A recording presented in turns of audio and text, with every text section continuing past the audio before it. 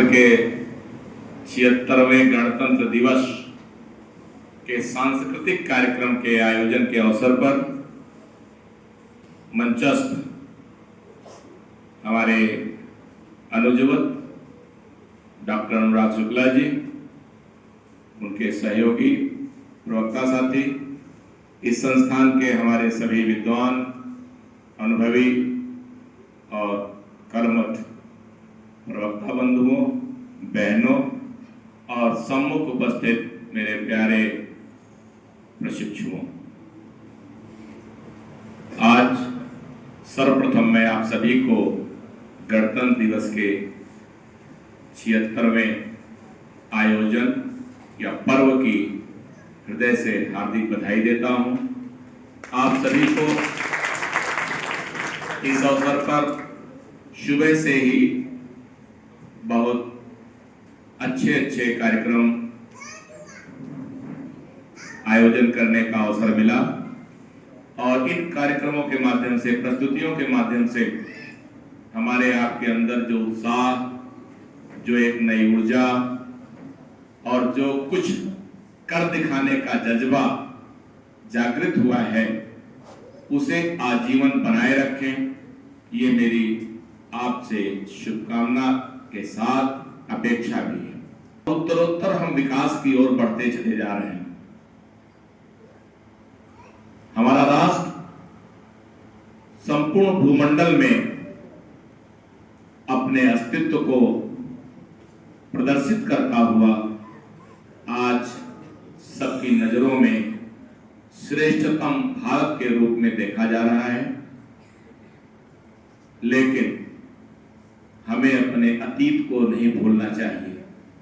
वह दर्द जो अभी आप लोगों ने काव्य पाठ के माध्यम से, अपने उद्बोधन के माध्यम से व्यक्त किया, उस दर्द को वास्तविक रूप में समझने का प्रयास करने की आवश्यकता है।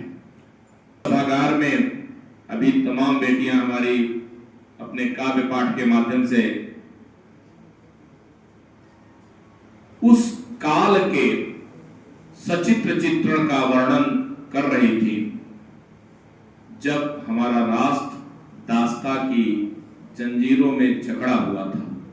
मैंने मुक्तिदूत में कहीं पंक्तियां पढ़ी थी कि नाखूनों में कीलें भर भर कर अंग्रेज यंत्रणा देते थे, कोल्हू चक्की में जोत जोत बैलों से मेहनत लेते थे।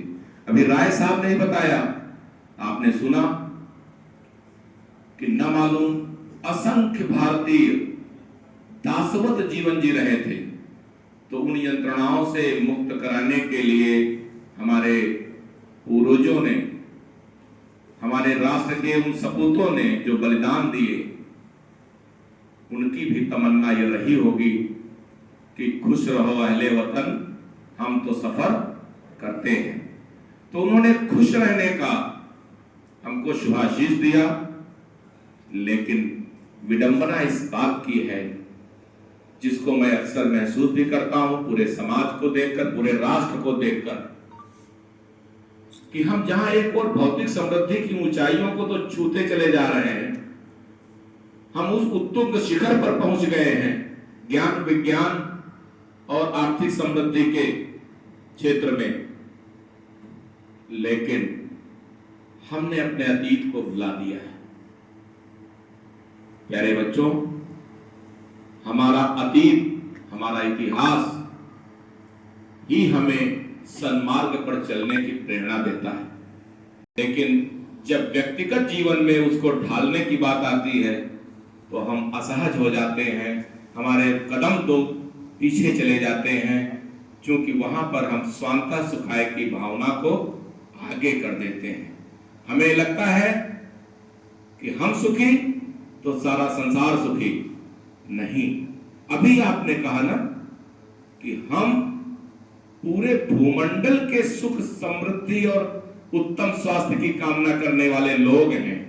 हमारी संस्कृति इस बात की गवाह है कि हम भूखे रह लेंगे, लेकिन अपने से जुड़े हुए किसी को भूखा सोने नहीं देंगे। ये सच्ची मानवता है। हम उत्तरोत्तर इसमें पतन की ओर जा रहे हैं।